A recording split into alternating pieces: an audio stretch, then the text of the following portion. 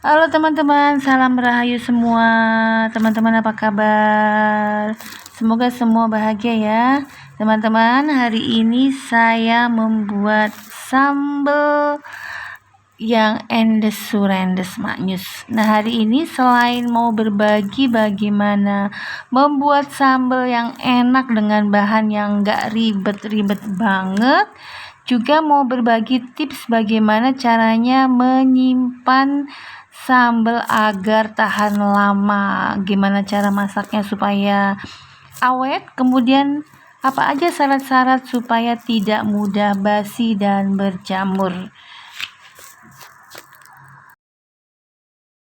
Nah teman-teman, untuk di awal Mbak Midut akan membuat resep sambelnya, kemudian di akhir akan berbagi tips cara penyimpanannya.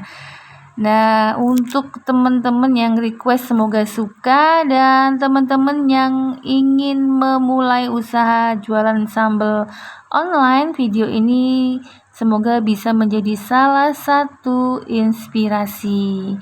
Selamat mengikuti sambal enak dan tips trik menyimpan awet. Pertama bahannya saya membuat sambalnya dulu. Ini adalah 500 gram cabai campur. Ini rawit merah, rawit hijau, dan cabai merah. Sudah dicuci bersih dan ditiriskan ya. Ini tips pertamanya ya. Jadi bahannya juga harus sudah minim air. Kemudian saya menggunakan bahan lain yaitu 100 gram bawang putih, 100 gram bawang merah yang sudah saya iris-iris, kemudian 50 gram terasi yang endes yang teman-teman punya, dan 250 gram tomat. Nih saya kasih contoh ya, kalau masaknya sambal pakai tomat biar awet nanti gimana cara perlakuannya. Nah, langsung saja. Pertama saya langsung haluskan dulu mentah-mentah semua sambelnya, semua cabenya. Ini saya tambahkan dengan 100 ml minyak, kemudian saya haluskan dengan magic chopper kesayangan Mitoshiba CH200 yang bandel banget. Setelah itu saya siapkan minyak. Saya akan menggunakan kurang lebih 300 ml minyak. Ini saya tuang sebagian udah dipakai untuk menggiling sambal. Nah, ini saya tambahkan bahan lain. Setelah minyaknya panas, saya masukkan 3 batang serai yang sudah saya iris tipis-tipis bagian mudanya saja. Setelah serainya mulai layu, baru saya masukkan bawang putih disusul dengan bawang merah. Nah, 3 bahan ini bersama-sama kita goreng sampai harum. Kenapa saya tambahkan serai? Serai itu selain menambah aroma sambal supaya khas, juga dia punya zat anti jamur. Jadi dengan menambahkan serai nanti supaya sambalnya nggak mudah berjamur. Nah, setelah bawang putih, bawang merah, dan serainya harum, baru dimasukkan tomat. Nah, tomat ini karena mengandung unsur air, kita masukkan di depan supaya unsur airnya habis, juga asamnya hilang berganti dengan manisnya gitu.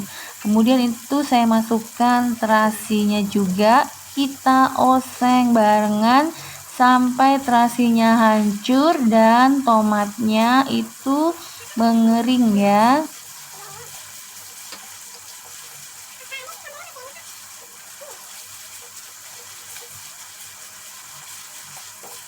Nah, ini udah mulai mengering tomatnya.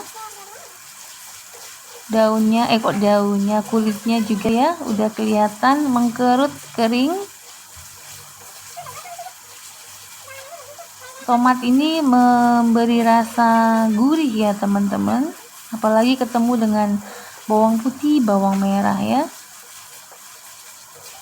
Nah, ini udah mulai menguning semua, cabai, bawang, tomatnya juga. Nah, udah harum banget, enak, jangan sampai gosong. Baru kita masukkan cabai yang sudah kita giling tadi ya.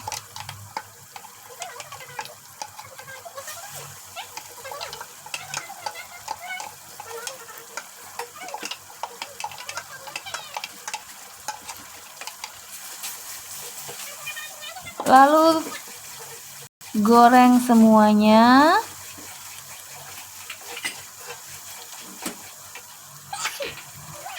Nah, ini kita goreng sampai langunya hilang ya, apalagi saya menggunakan cabai hijau kecil tuh ya, rawit hijau, dan cabai merah tuh cenderung lebih langu dibanding rawit merah. Lalu saya tambahkan dengan 3 sendok makan gula pasir. Gula pasir ini selain untuk membuat rasa manis dan gurih, juga dia punya manfaat untuk membantu sambelnya juga nggak tahan basi. Setelah gula, karena terasi sudah mengandung rasa asin, ini saya tambahkan kaldu bubuk 1 sendok makan. Kalau teman-teman nggak suka kaldu bubuk, bisa diganti dengan 1 sendok teh garam saja.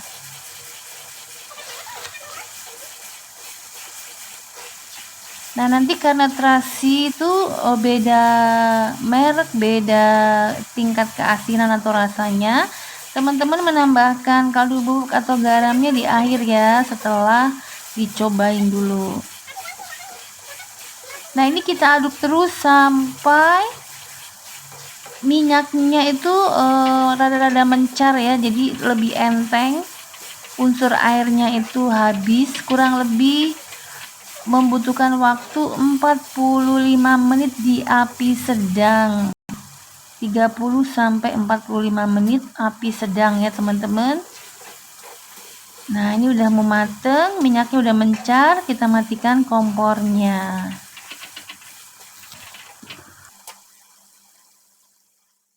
Nah, ini udah didinginkan ya. Jadi tips dan trik pertama, kalau sambelnya sudah mateng, dinginkan, baru dimasukkan ke dalam wadah untuk nanti disimpan.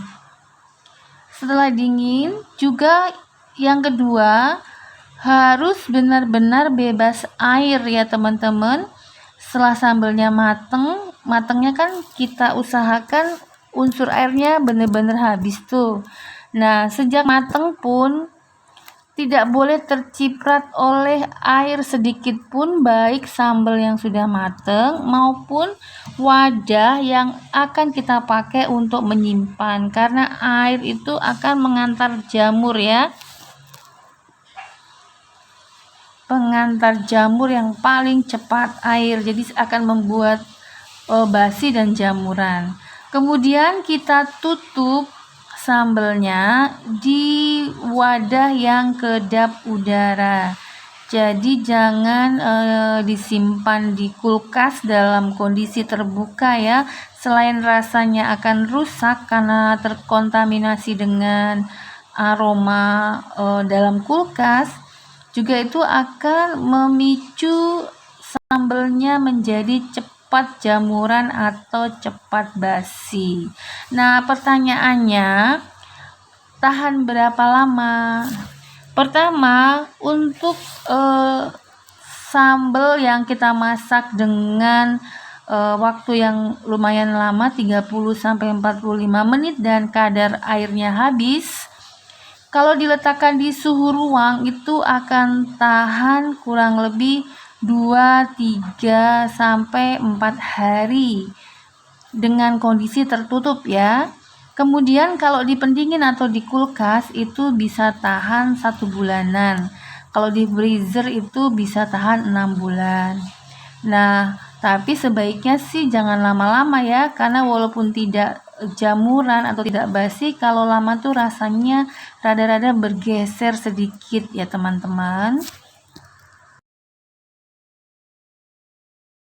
Nah teman-teman, itulah tadi bagaimana cara membuat sambal dan menyimpannya untuk konsumsi sendiri. Nah, kalau teman-teman tertarik untuk jualan, itu bisa dilihat di video-video lain yang Mbok Minut sudah pernah buat sebelumnya ya, khusus untuk sambal yang akan dijual secara online. Atau kapan-kapan boleh kita perbaharui dengan membuat video baru ya teman-teman, tunggu. Di lain video akan Mbak Midut buatkan untuk seri terbarunya. Teman-teman, demikian video kali ini. Semoga teman-teman suka.